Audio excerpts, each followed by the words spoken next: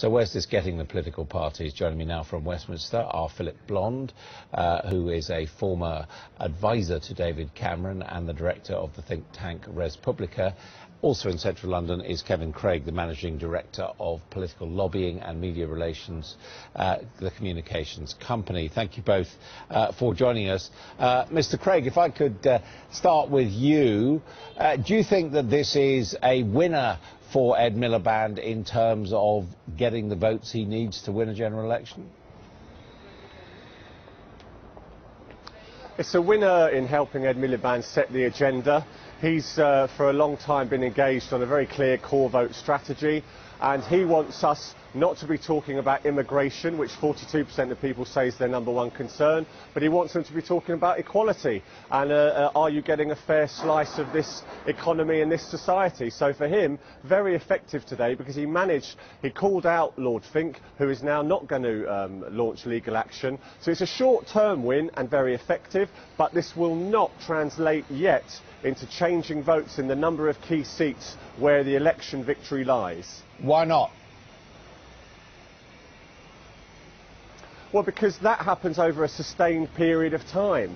It happens in the hundreds of thousands of conversations that are being undertaken by canvassers week in, week out.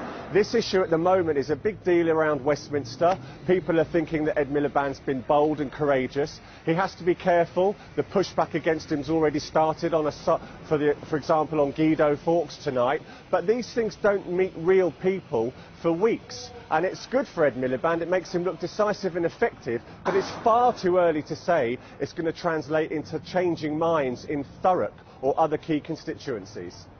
Mr. Blond, if Labour can persuade the majority that people better off than them are effectively rich and also bad people, that could be a really crucial election winner, couldn't it, for Labour?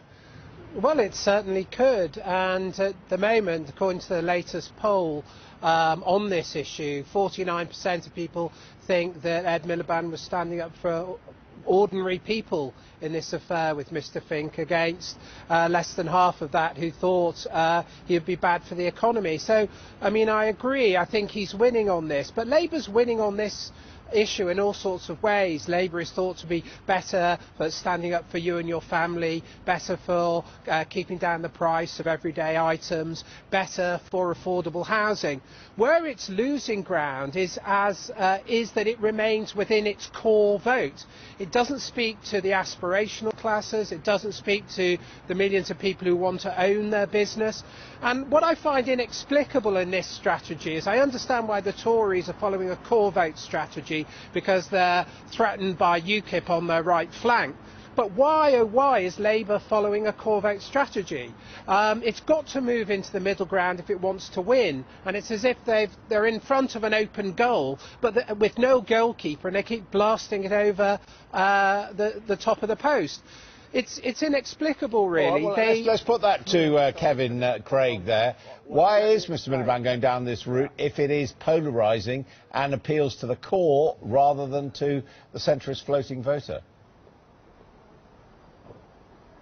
Listen, I respect Philip very much, but Labour and Ed Miliband, to his credit, has had a strategy for a long time, which is, it's not 1997. He made a long time ago a calculated decision that this country has moved slightly to the left from where it was before. He's also made a calculation that Labour, if it gets out the core vote and if it resonates in areas of, where that core vote is key, it will succeed. And let's not forget, Labour is fighting for the left in Scotland, where all those seats have come into play, and Ed Miliband and the people around him, they know that he's not strong on some personal presentation issues, they know he's not strong in the sort of more Blairite agenda, but their calculation, which they're very open about, is that people want to feel society is better and working for the many, not the few. And so one can disagree with it, and as Philip says, but that's their strategy, and that they're not going to be deflected. It's time to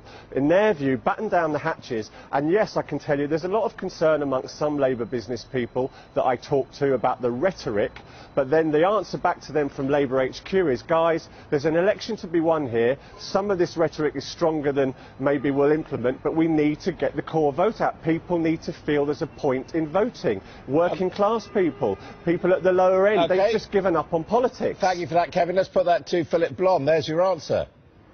Well, I think it's a very good answer, and I think Kevin's right. But I think the strategy is flawed because you can do both. You can keep your core and move to the centre. All successful political leaders who command the sort of majority that you'd need to command nowadays have done that in the past. And it would be quite easy. Think of the distinction Miliband made between predator and producer. That was actually very effective, but it was never fully deployed. For all of his attacks on the wrong sort of big business, he hasn't really talked about the right sort of business. He hasn't talked about what a successful small business would need. He hasn't really polarised his own opposition. He could get an enormous amount of support amongst the small business community if they created the sort of offer that would appeal to them, because it is true, they also feel shut out. So what I'm saying is actually the core vote strategy is wrong, because the core is actually much larger. There is a large majority of people who feel they are not winning from the current economic settlement, but Labour isn't speaking to them. Okay, so actually, we're going to have to leave they it don't there. need to do much more. Thank you both very much, Kevin and Philip there. Only 85 days until we find out who's right.